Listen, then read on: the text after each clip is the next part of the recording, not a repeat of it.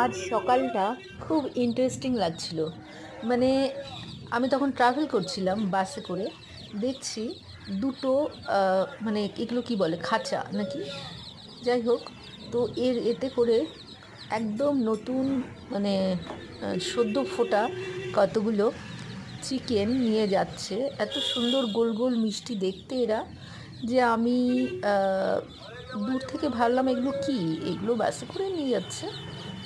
তারপর সামনে থেকে একটু ক্যামেরাতে এদের ভিডিও করে তুললাম। কি সুন্দর লাগে না যখন ডিম ফুটে সদ্য এরা বেরোয়, মানে এদের চোখ ফুটে একদম গোল মতো, মানে দারুণ লাগে। তো সেটাই তোমাদের সাথে শেয়ার করলাম।